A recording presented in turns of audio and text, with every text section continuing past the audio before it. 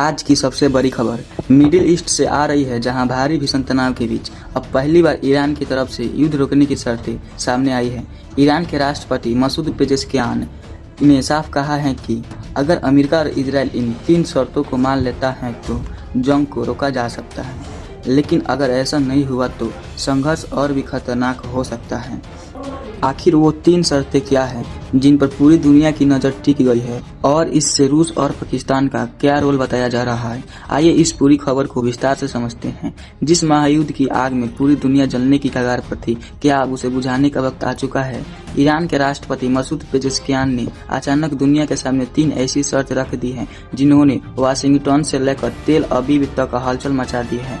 Iran ने साफ कहा दिया है कि ये 3 काम करो और हम अभी युद्ध रोक देंगे।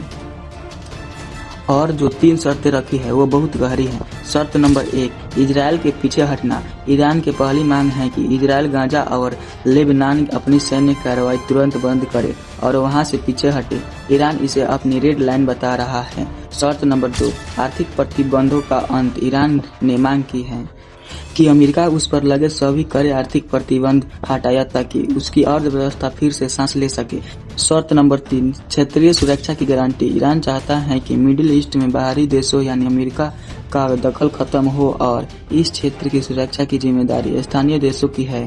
पेजेश्कियान ने टूट कहा है कि जब तक ये 3 शर्तें पूरी नहीं होती, हॉर्मुज़ की खाड़ी बिछाए गए मौत के जाल और मिसाइल हमले जारी रहेंगे। रिपोर्ट में एक ही चौंकाने वाला खुलासा भी हुआ है। इन शर्तें के पीछे रूस और पाकिस्तान का एक बड़ा हाथ माना जा रहा है। रूस इस वक्त ईरान का सबसे बड़ा रक्षक बनकर उभरा है। कहा जा रहा है कि पुतिन ने ट्रंप को यह संदेश पहुंचाने में मदद की है। ईरान के समझौते के लिए तैयार है, लेकिन अपनी शर्तें पर वहीं पाकिस्तान का रोल भी काफी दिलचस्प है।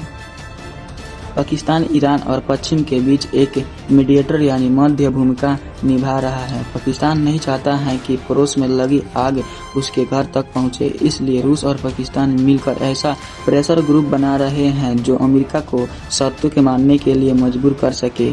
अब गेंद डोनाल्ड ट्रंप के पाले में है। ट्रंप ने चुनाव के दौरान वादा किया था कि वह युद्ध रुकवा देंगे, लेकिन क्या वह ईरान की शर्तों को मानकर इजराइल को नाराज करेंगे? विशेषज्ञों का मानना है कि यह शर्तें ट्रंप के लिए एक डिप्लोमेटिक जाल भी हो सकती है।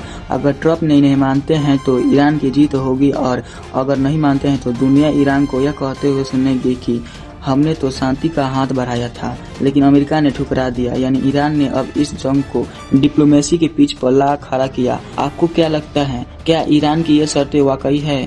क्या अमेरिका को ये 3 शर्तें मान लेनी चाहिए? कमेंट में अपनी राय जरूर दें।